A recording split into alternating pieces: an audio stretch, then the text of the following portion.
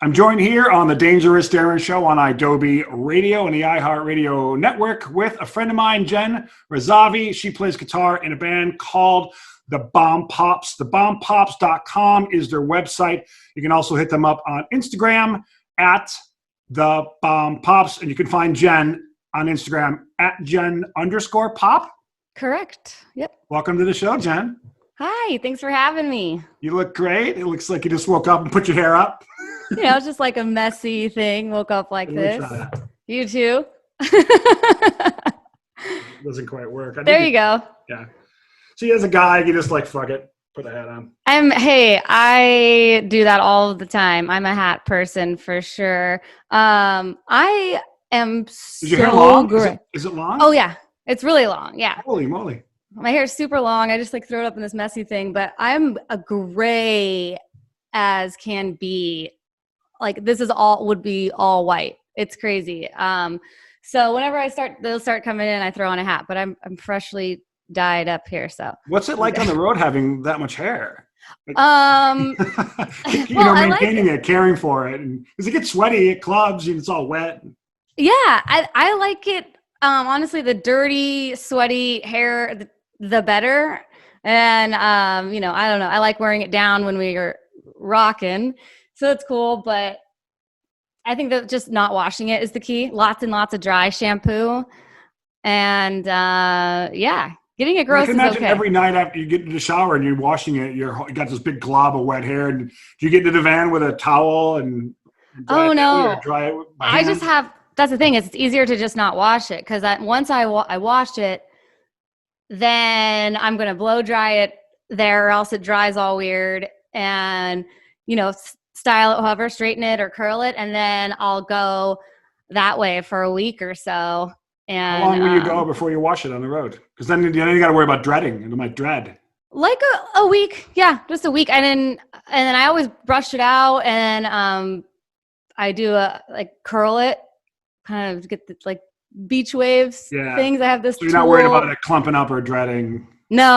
Honestly, when it does, I like it. You get that, I don't know, the salty sweat in the hair actually makes for a good look. Punk rock? Yeah. Fuck it. No rules. Fuck it. We looked at the calendar year 2020 from the time COVID hit and around February to where we are now. And we're looking at, the light at the end of the tunnel. People are getting vaccinated and things are starting to slowly open up. Festivals are being booked and announced. And what consumed your calendar year 2020? What kept you busy when the world just came to an abrupt stop? Oh my goodness. Well, the world came to an abrupt stop the same day that our album came out. Our album came out on March 13th, Friday the 13th of 2020. And so we canceled our record release show the day our record came out, our record release tour the day our record came out. It halted everything for the band. Everyone's band, obviously, but it was just the day that our record came out was the day the CDC was like, no events no events. Because a few days before it was like, no events over 100 people or something. We're like, we can still do some of these shows, and it was city by city. But, but no, COVID, weirdly, there was a lot of positive things for me. Slowing down was really good for me. With music, I have played guitar more consistently the last year than I ever have in the 20 something years I've been playing guitar. And I've been playing acoustic. So I did a lot of discovery there. And learning, I've always kind of wanted to learn how to record myself and set up a home studio and play with microphones and Logic. And the other thing was I'd never played with a capo ever before. And I have just been capoing so much. I've taken all these Bombpop songs, all the songs on the new album. I just have found different voicings for them. I've been writing. I've been really involved musically. Also, I started working full time for Liquid Death. I'm in marketing at Liquid Death, and that's been really cool. It's really nice because I've been able to stay in touch with a lot of people in my network through Liquid Death. And my first project with them when I was on full time was producing an album for them. Wow. So yeah, Cool. so they did one earlier in the year, which was a metal album, and it was all of the comments. People like don't understand the brand or hate on the brand, or they can't. A lot of angry moms kind of in there saying like, I can't believe you use Satanism to promote this company, or this is so dumb, or fire your marketing guys. So they took the hater comments from the internet and they used them as lyrics for a death metal album in May, I think, of last year. You do know that haters equal you've made it. Like when you got people hating you, you're doing something right. But so they did that, and it was some guys on Relapse Records that produced it, and it's actually did well in like the death metal scene. So they then wanted to do a punk one, and the CEO asked if I would produce it, and so I did. And he's a fan of the Lawrence Arms, and he was like, do you know Brendan Kelly, and do you think he'd work on it with you as well? I was like, yeah, Brendan's a really great friend. So him and I started working on it. And then at that point, I had West Coast representation, we had Midwest, and we thought it'd be cool to get someone from the East Coast. So we brought in Chris Number 2. So myself, Brendan Kelly, and Chris Number 2, we arranged all of these comments, and we wrote the songs and produced the album. And then when we recorded it at Paul Miner's studio in Buzz Bomb in Orange County, used to be in Death by Stereo. And anyways, we got Tim from Rise Against to sing on it. Dan Andriano sings on it. Joe Principe from Rise Against plays bass on it. Ashrita Kumar from this band Pink Shift sings a song on it. Josh from the Bombpops plays drums. And we got Jer from We Are the Union, Scott Network plays some horns on it. So, and that was like, I was so grateful to be a part of something, like making an album last year. And also with that, with all of those people, I mean, that's a dream come true. If you ask me, like some of my favorite bands, making a record with them. And I don't think that we would have been able to certainly get in a room together, me, Chris, and Brendan, if we'd all be on tour, Right. So it would be impossible to get all those people together. That was really, really cool. And then on top of that, I've got a puppy. I'm a COVID puppy, and I got her in June of last year, and oh my God, it is absolutely. What's the COVID puppy's name, and what kind of dog is it? Her name is Saloon. Saloon? And yeah, Saloon, like the cowboy bar. And she's a German Shepherd Husky mix. Oh, it's a big one. She's large. Yeah, she is just, she'll be a year next month. She's 60 pounds. 60 pounds? 60. Oh, 60. Jesus, 60. That's a big yeah, dog. She's still growing. But yeah, and also... I got a Yorkie. It's like this big. Oh yeah, that's like the opposite of the dog I have. Yeah, and then connected, got myself a boyfriend. Doesn't hurt. A friend of mine that we had just known each other for a long time, and he lives a really busy life. He's a photographer and travels, and we've been friends for a long time, but I don't know, just able to really come together. I think a lot of people did that in many ways. It's just like connecting, finding what matters the most. And I don't know, it's just been really nice to be home and work like a job where it's consistent. It's fun. Yeah. Working on music at my own pace, raising a puppy, and, spending time with, my person. And so it's been really nice. It's been a good way to recenter myself. There's things I want to go back into playing music and tour life. But man, I was so stressed. I was just living a really unhealthy lifestyle, not in terms of partying or doing anything crazy, but just overworking, over exerting myself, making obligations and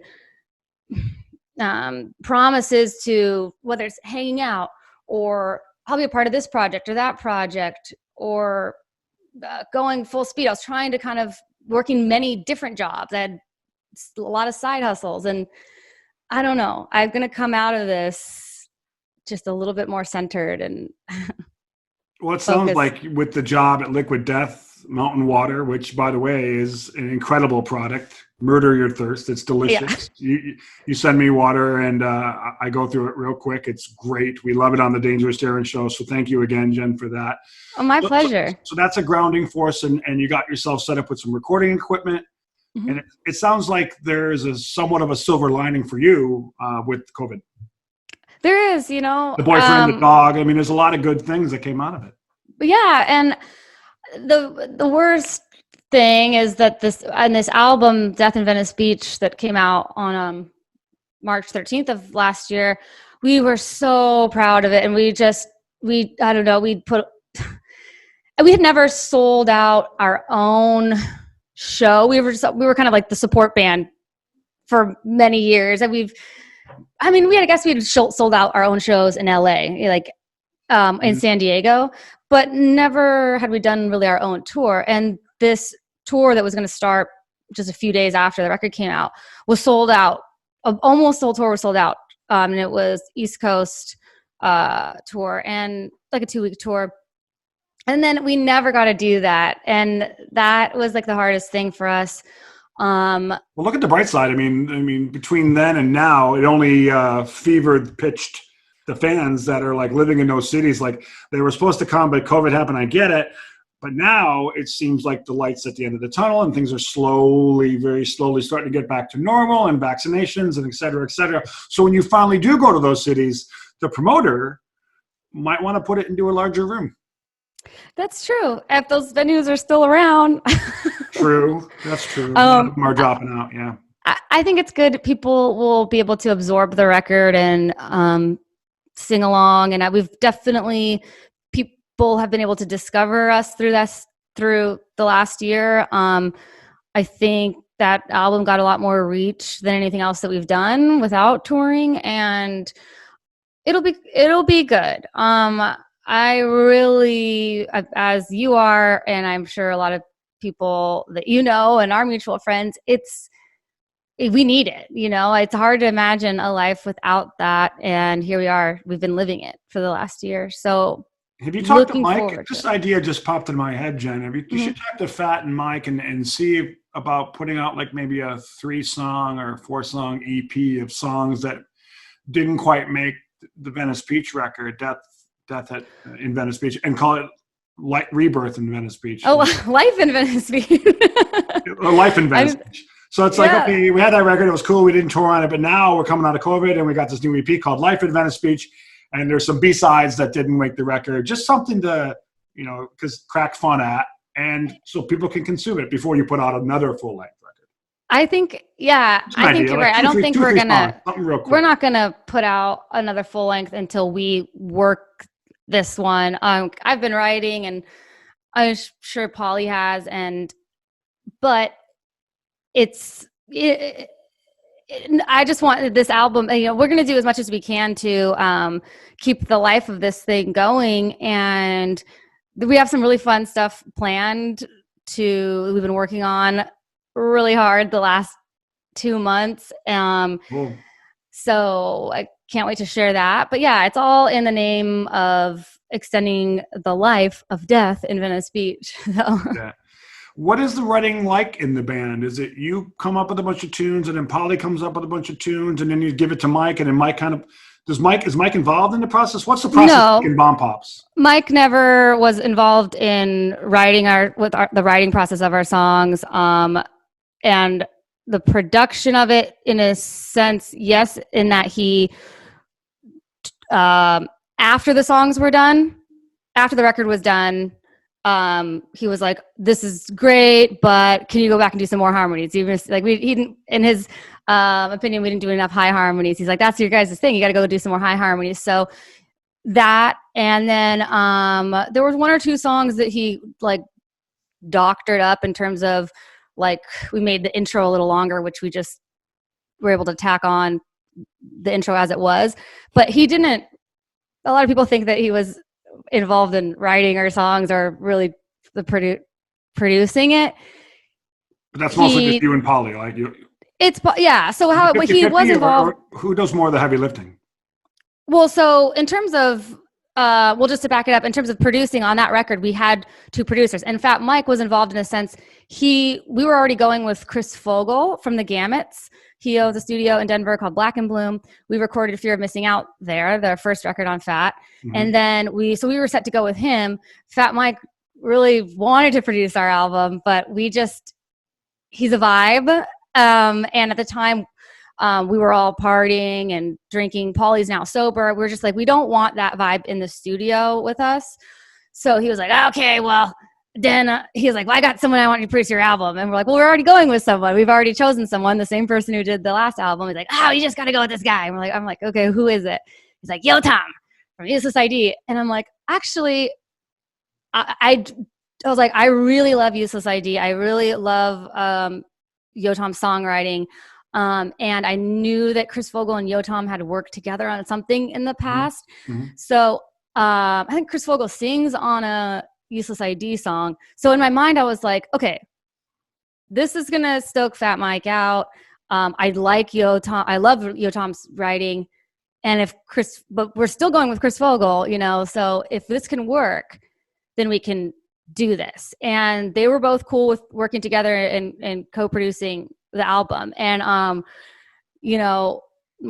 Mike wanted to hear the songs in the process, and I just didn't want to. We just got to get through it because we didn't have time to like go back and fix stuff, or change it the way that Mike wanted to. We were very confident in our songs, songwriting, and Yo Tom and Chris Fogel coming in as a producer. I think having 2 producers on that album was really great.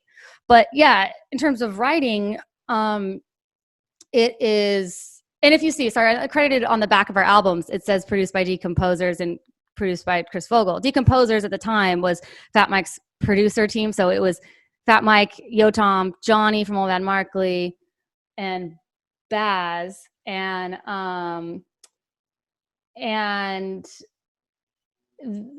so we were, we went with Yo Tom. So it says Decomposers, but that's just Yo Tom and then Chris Fogel. But in terms of writing, I write the songs. I say my songs or Polly songs. It's just whatever song I sing, and it's Jen song, and if Polly sings it, it's a Polly song. So we bring those to the table, and sometimes they're completely finished. Sometimes for me, I'm like, if I have a verse in a chorus and I like the theme of it, and that's enough for me. It's like, this is going somewhere. Then I can bring that to the band, and we kind of work out how on the spot. We work it out in our lockout and go from there. So we did that with this album. Some songs we worked out as a band, but because we knew we were working with 2 producers, I wanted to just wait for us, familiarize everyone with the songs. Like everyone knew, like Josh and Neil and Paulie knew what I had in my bag of songs, and we knew what Paulie had in her bag of songs. And then some of them we worked together, the 4 of us, before we got to the studio. But then you get a little demo-itis, and people can get married to parts, and I can get married to parts. I kind of started leaving a lot of the songs open, like verse, chorus. This could be fast. This could be a mid-tempo song. This could be an acoustic song. We don't know.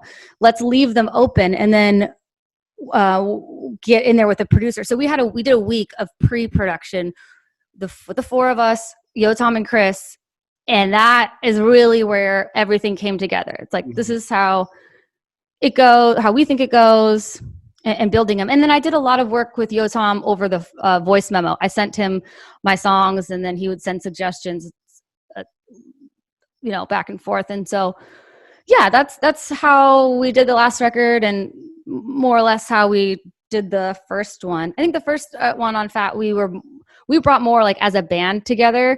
But this one, we just left open for a bit more involvement from the producers. that's great that you and Polly are able to write so proficiently. A lot of bands don't have that luxury. I know some bands I won't mention that have a hard time writing songs, and it's nice that you have your song, she has hers, and when you come together, boom, with a little sanding of the edges, a record is produced. Yeah, and it's really weird that the themes, I don't know, it's just because we are so in tune. And I don't know that we write, like, now I feel like I write consistently, well, not consistently, but more frequently than I had in the past. I think I just, that muscle's really going. I was writing a lot after the record.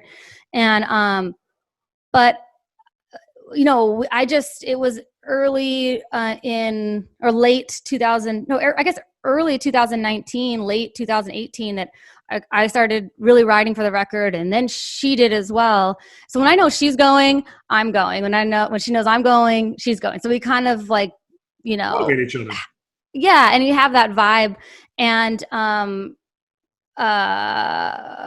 forgot what I was going to say, but yeah, no, we just kind of. Oh, what I was going to say is, it's funny because her songs that she had written, they really had a similar vibe. The record ended up having somewhat of a concept behind it that we didn't even realize until we got in there. And somebody on one review said it sounds like two old friends like telling stories back and forth to each other. Whoa. And that's I feel like that's what it was. That's amazing. Again, you're lucky to have that connection between Polly and yourself and your producers and your band. It seems like the band creatively is in a good spot. I want to touch a little bit about Liquid Death Mountain Water. I mean, this water is taking the world by storm. You know, you're getting a lot of great celebrities who are using it. Me in my show, and in TS, my co-host in the Cool Nerd Weed show, and of course Fat Mike has involvement with the water. How did you stumble into a job in marketing for a punk rock heavy metal water company? Organically? Well, so I first heard of Liquid Death in like the fall of 2019, or maybe like the summer of 2019. I just saw it around, and then they sent me a DM asking if they could send me some water. I was like, yeah. And they sent it to me. And I remember first being a little bit like, I don't know, because I remember Monster Water from Warped Tour, and that was awful. I was like, canned water, no, I don't know. But then so I didn't drink it right away, but then I drank it. I opened it up and had some, and I was like, this is really good. And then I had lived in Italy for a while in 2016, and I remember like I was in Venice, so by the Alps, the Dolomites, you know, the water just comes down from there, and it's right out of the sink. It's the most delicious water I've ever tasted in my life. I never really thought too much about it until you're drinking that every day. I noticed the difference in taste of water. Like, I became a water snob because of that. So when I drank Liquid Death, I was like, oh, this tastes like the water in Italy. And then I realized it was, you know, from the Alps, Austrian Alps, and it's like the same source. So I was like, okay, this is really good water. And yeah, so we were kind of involved in that way. And then we met Mike Cesario, the CEO, and a few of the other guys at Liquid Death at the fest. And the fest was, Liquid Death had sponsored the fest, and the water was everywhere. And so that's when we first connected with them in that way. And then we had a couple other, and then later in the fall, so we did this segment called Sliding into the DMs, where we would Polly and I would read our DMs, the creepy, gross, like really strange DMs that we get from people that send them to either my inbox or Polly's or the band's. And we read them and posted them on Instagram. And we posted one episode, and then Liquid Death was like, this is awesome. Can we sponsor this series? Do you have more? We're like, we have so much more, you know? So we did some more, and then Liquid Death sponsored it. And then I was working for Fat Mike at the time, not for Fat Records, but for Fat Mike with his Fatale design men's panty line, and for Pumpkin Drublick Festival. Do you have some of those panties? I don't, but I've been meaning and asking for some because he swears how comfortable they are. They are great, and ladies can wear them too. And I know he has a bunch at his house because there's a ton there, not used. Like there should be some freshies over there. Well, I would prefer them used, but that's okay. Okay. That's just my thing. No judgment. Yeah. I mean, might get along so well. Yeah, that's right. That's, you know what? That's actually was a rumor once about the Bombpops. Someone, I remember, legitimately asked us, I heard that you guys share the same panties. It's like, what?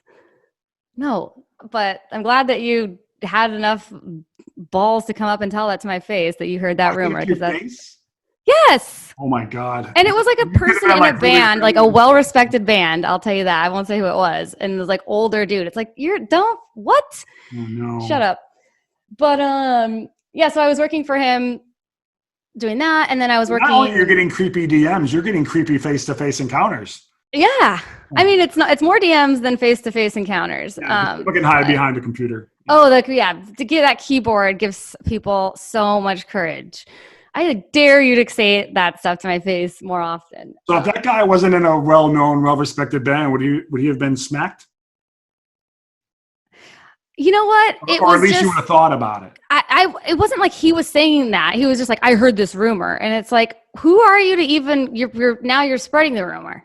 So you've repeated that too. Yeah, I don't think I would have smacked anyone. It was just like, get out of here kind of thing. Yeah. Okay. But yeah, so I was also working for Fat Mike for the panty line. And my friend Jessica Louise, do you know Jessica Louise? Probably a fashion designer. She's been friends with like Mike and Aaron for a long time. Yeah, I met her. Yeah, she's been to the house a couple times. Wonderful, and so she designed the clothing, and then I was also working on Pumpkin Drublick Festival, doing social media for that. So I was working for Mike and a couple like the musical Home Street Home, a few other things that he had going, and right before COVID.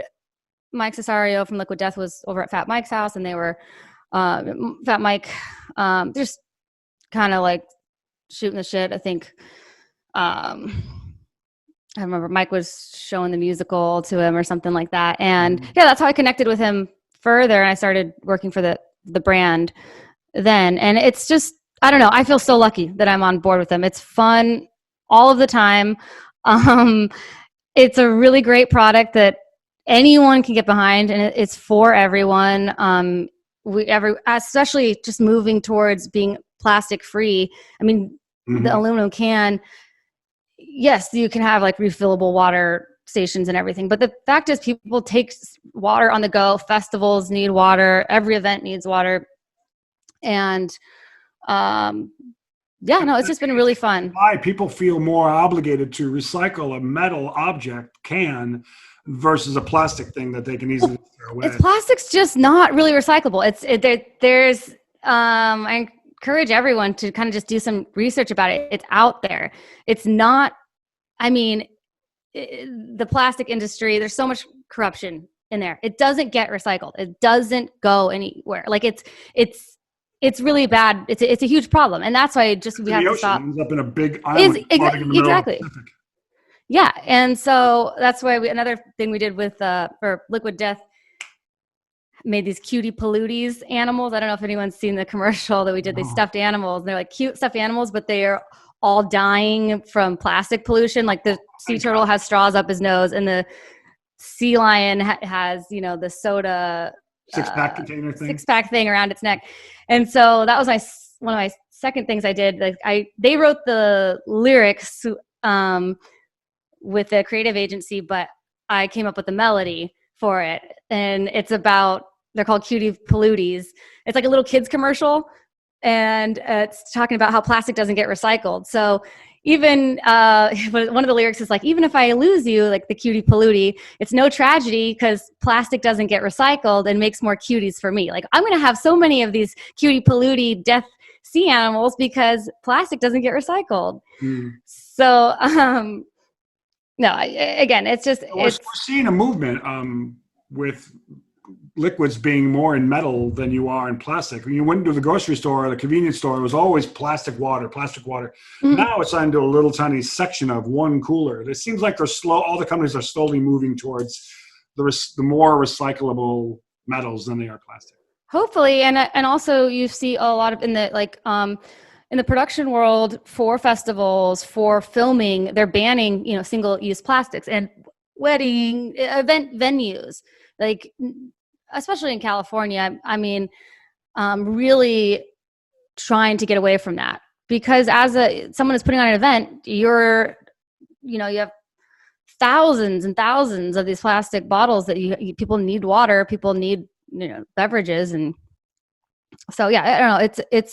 It's great, and it's also just super fun and ridiculous. Really quick before I let you go, I want to ask about one more second about the creepy DMs you guys get. Yes.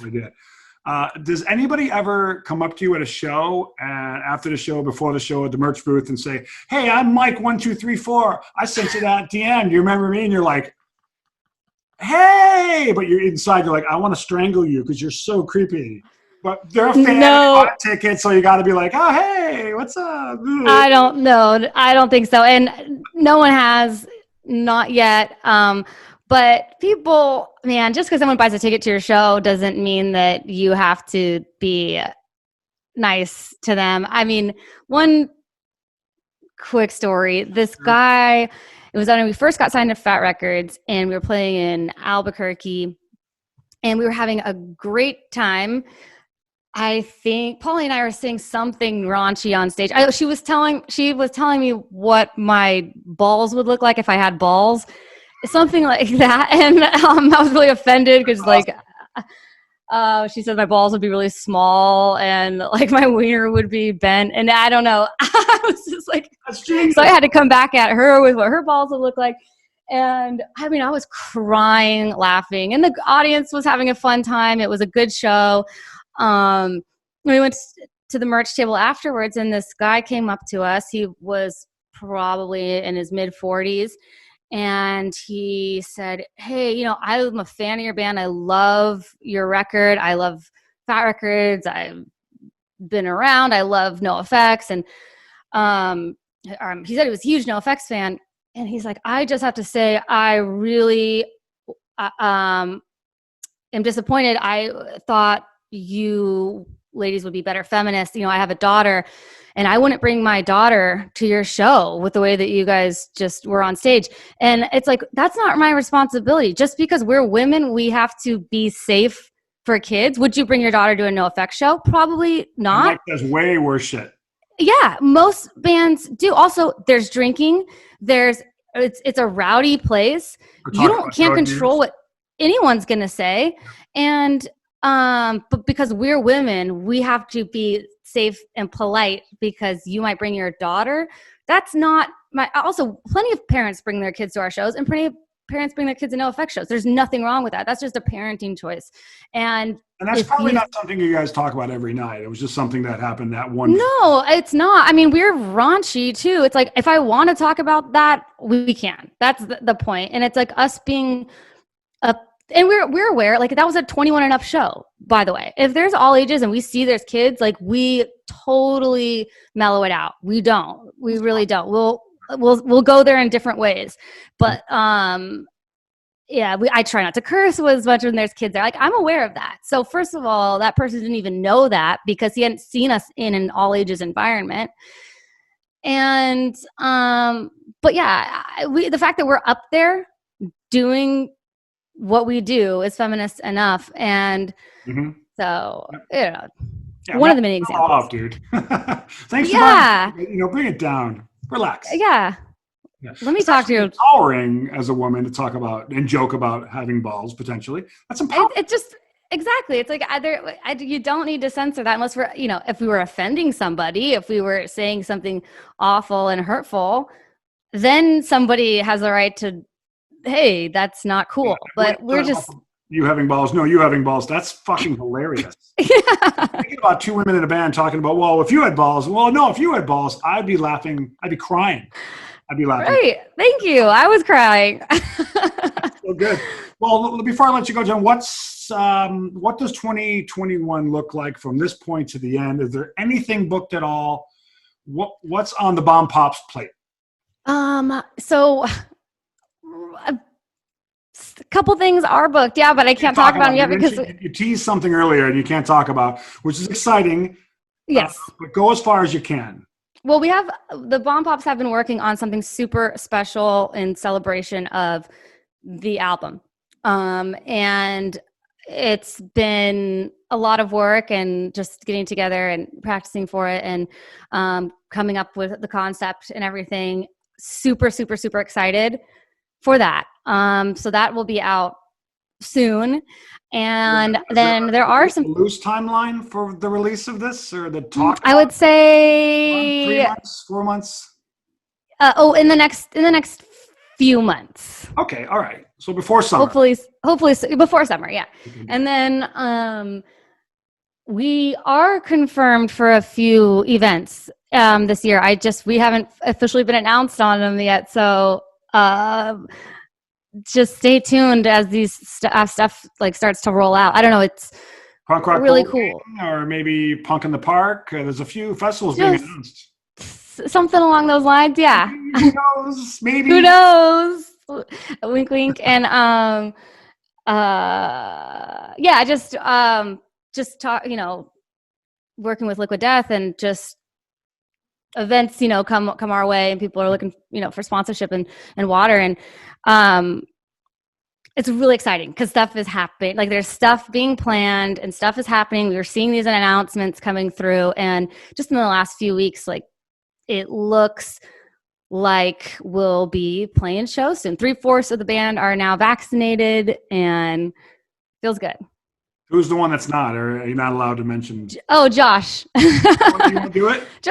Josh is immune to things. I think Josh is fine, but I hope he gets his soon. Immune to everything. Yeah, exactly. I eat dirt every day. So. Oh, practically, yeah. I did get vaccinated early. I got both my shots. Oh, good. Awesome. So we can hang out. Yeah, we can totally hang out and cough on each other. It'd be great. Exactly. I think we should have a vaccinated punk party or something. That's actually I don't know. A smart idea. That's a fun idea. Like, have you been someone's house? If you like punk rock, yeah, come to the party. Yeah, and then it's like the majority of people, let's say, like whatever, 70 or 80% of them have to be vaccinated, and no, I think vaccinated people only, just to be safe. We'll have it at Mike's house, and it'll be a blast. Yeah, and it'll be super dirty and raunchy, but it's okay because we were vaccinated. Yeah, and then he'll find a way to get us, everybody into the dungeon, lock the door. We'll all be in latex. Whatever. He's a unique fella, and I love him to death. I love him too. I haven't seen him in so long, and getting ready to launch something in Las Vegas that I'm not sure I'm allowed to talk about. I'm not. Well, I think so. There's Instagram is going. Has he announced this thing in Vegas he's doing? I've seen it on Instagram. I don't want to. I'm not sure. Maybe I don't know if. Yeah, maybe just to be safe, we'll just say Fat Mike. Yeah, we won't talk about it just yet. Something real special based out of Las Vegas. It'll be cool. You're going to want to see it. That's all I'm going to say. It looks really cool. Yes. I think Mike has his hands on turns to gold. So it really does. He has so many great ideas, and that's he's a fun. He's a great golfer. Yeah. He's a good golfer. He's a fast golfer. He golfs very fast. You got to keep up with him. Paulie golfed with him a few times. Paulie's a great golfer. Do you golf? I do. I've golfed with Mike all during COVID. Oh my gosh, you have to connect with Paulie because she is a golfer. She was varsity all 4 years of high school, and her dad has golfed with Mike before too. He's a pro at Shadow Ridge in Vista. Wow. And he's hooks Kent up. We went to his house one time to get some food after the golf and have a couple drinks and we chatted about literature and music, and Mike's just a smart guy. So he wasn't feeling very hot, and then he messages me. He's like, "Hey, I might have COVID. You should go to the doctor." Oh, is that when you thought he got it from Avenged Sevenfold? Yeah, from the golf trip. He invited me to that golf trip to San Diego. I said, "Come drive me to San Diego. We'll golf with Avenged Sevenfold." And I had something I had to do, and I can't do it, Mike. I'm sorry. He's like, "Oh, too bad. It'll be a lot of fun." And then he's like, "Oh, you might have COVID. You get checked out." Oh, well, I did, and I didn't have it. I was like, woo. turns out they didn't either. He had a false positive, but then he was calling him Avenged Sevenfold. It's like, of course. Weird relationship between him and that band. It's just so strange. I know. Oh yeah, with the linoleum and linoleum, yeah. Yeah, and they're playing. Oh, there's a they Well, play on it. Thanks for coming on, John. I do appreciate your time. I know you got a lot going on. Again, thank you for taking care of me and the show, and of course TS and the Cool Nerd Weed Show for the Liquid Death Water. We absolutely love it. We get product all the time, to be honest, from liquor companies and clothing companies, and half the time it's crap. But we always give it a positive review because that's what you want to do. But Liquid Death, we just love like through and through. It is delicious. It's amazing, and we love it through to our core. So thank you for taking care of us. And people can go to bombpops.com for information on what the band is up to in 2021 and beyond, or hit them up on Instagram at the Bombpops, or hit Jen up on Instagram at Jen_pop. Jen, thanks again. Love you. Thank you so much. Nice chatting with you. And let's hang out soon in real life. I'd love to. Let's stay. Well, you got my number. I got yours. And yes. Thanks, Jen. Thank you. Bye.